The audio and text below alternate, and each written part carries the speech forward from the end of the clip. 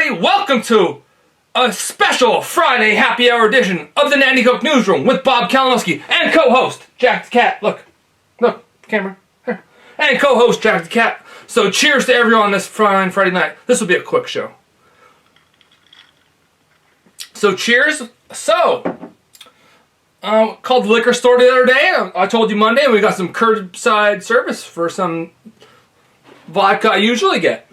Called the other day and they were running low. Because you know what they told me? They reopened the store without restocking. Like they didn't get a shipment in, a special shipment. Oh, he's going for that flag again, Jack! You're gonna get kicked off the show if you knock that flag down again. No. So they had a special. No, you would think they would get a special shipment to reorder, but no, they said they ran out of everything. They got crazy. The curbside service this week. So they send us some. This is basically all they had left, they said. Grey Goose or this. And since I'm not high class, and I'm not rich, or basically I have no money at all, I usually prefer the affordable working man's vodka. So this is what they had left. The Sobieski vodka from Poland, not there. Imported from Poland. Sometimes I do Pinnacle because Pinnacle is good. I think it's pretty decent, actually. Imported from France. But this imported vodka, Vox, I never heard of it. There's like some website called Vox too, right? For all you people online, that's like something like you'd read news on online. This is imported from, distilled 5 times, from grain, created meticulously, an time-honored process. Ooh, product of Canada. Imported vodka from Canada. Didn't have to import that very far, right? Okay, well, let's cheers to Vox Vodka on this Friday night. So, if you watched the show yesterday, it was a tribute to Poland, to the motherland. I called it the home country, I think, yesterday. It's the motherland. To all us SKIers and Polish people. The motherland. We did a tribute show to motherland. And in that tribute show, I told you about a place in New York City, Brooklyn, to be precise, the Brooklyn borough of New York City. And there's a part of Brooklyn that's called Little Poland, Greenpoint section of Brooklyn, where it's basically a step back in time. It's a step back to Poland. And earlier, before I posted the show, Corona, they say you can't touch your face. For some reason, only when I'm filming this damn show, I touch my face. Or at least I notice it because I'm like looking at myself on camera. So I asked people, what is this place 2 hours away from NANTICOKE where you could step back in time and go to Poland? And everything's Polish. Everything's written in Polish. Well, 3 people got it right. Or at least 3 people decided to respond and knew it. Kelly Maley was the first, but she is kind of a plant, and that's like a homer pick, because, well, Kelly is from NANTICOKE. She's lived in Brooklyn, or lived in New York, and worked in Brooklyn for like 20 years. So she knows the Greenpoint section of Brooklyn, and she knows where the biggest population of Polish people in the United States is besides Chicago, the Greenpoint section of Brooklyn. But Kelly got it. Jason McDermott did say Brooklyn, so I still will give him credit. If it was Jeopardy, Jason McDermott, you get the answers right, but you didn't say Greenpoint, you just said Brooklyn. But Jason McDermott, if I'm Alex Trebek, $1,000 for geography and culture to Jason McDermott. And Mike Sistak also got it right. He is a Long Island native, former Citizens Voice reporter, one of the best reporters you'll ever see in the world, works for the AP now, but he also works in New York now, so he knows where the Polish people hang out in New York. So I think Jason McDermott probably gets the bigger prize because he doesn't work there and still knew it. So that brings me to the next thing. I don't know if this is geography or not, but earlier today I was talking to someone about a town in northeastern Pennsylvania. And it doesn't have to be, every town has a name. Like, if you're, or a person from that town has a name. Like, if you're from NANTICOKE, you'd be a Nanticokean. A Wilkes-Barre would be a Wilkes-Barrean. Maybe a Kingston would be a Kingstoner. Back Mountainer. Plains Townshipper. Lehman Townshipite, I don't know. Or a New Yorker. Or a Californian. Or a New Jerseyite. There's all kinds of things that I guess the way the word sounds the best, that's how you say it. So today I was talking to a woman for a very important story, but you could read that story tomorrow. But more importantly, she told me her great-grandfather is still alive and kicking, that's how she said it, at 95 from the great town of Dunmore in Lackawanna County.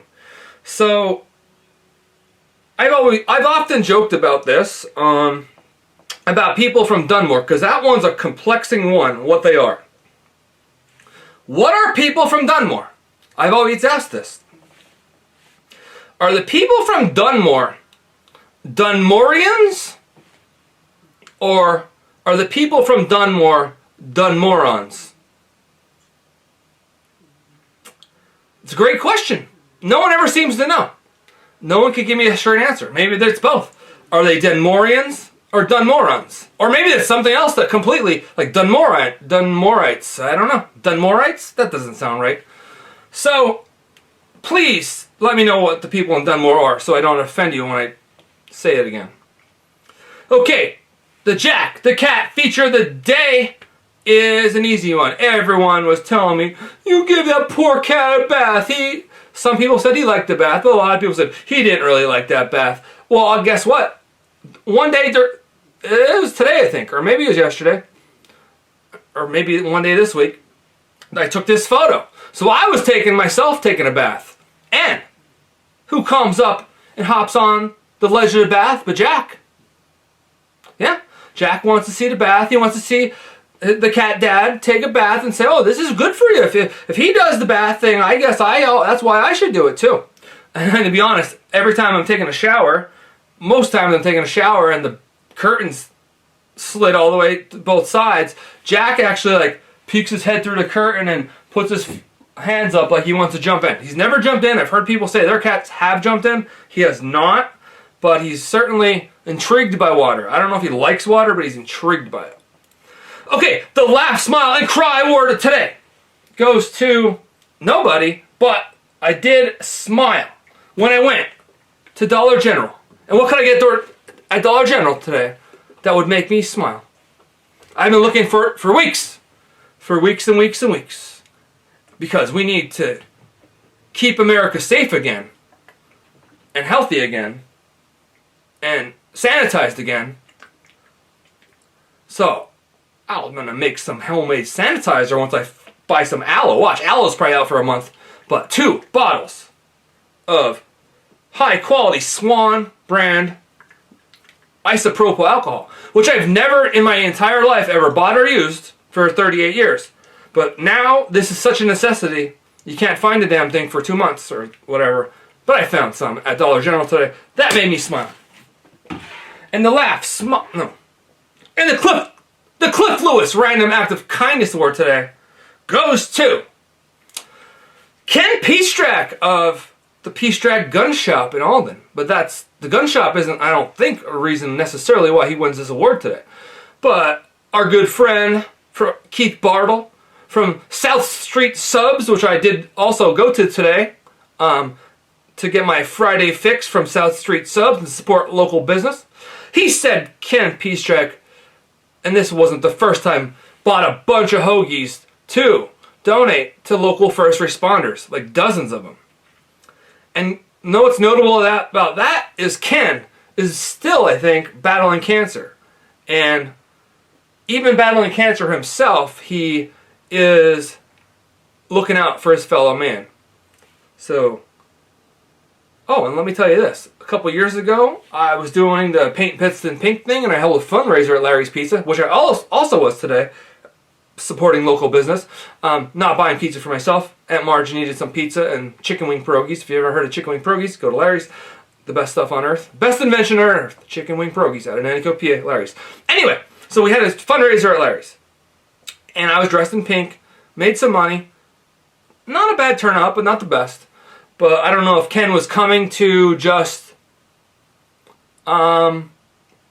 eat at Larry's that night, or he knew that I was having the fundraiser, because I did advertise it. But he, battling cancer himself, me raising money for cancer, throws me $50. Obviously, every single dollar went to Paint Pittston Pink to help the cancer-fighting doctors. So that's another random act of kindness Ken Peastrack did, and he always does. So He's the Cliff Lewis Random Act of Kindness Award winner for today.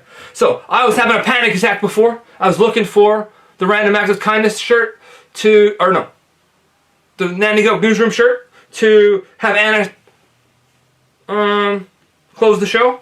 And I found this on the bathroom floor. It must have got a little wet, PSP Strong, and it wasn't the right shirt. But apparently the PSP Strong shirt sometimes is good to mop up water.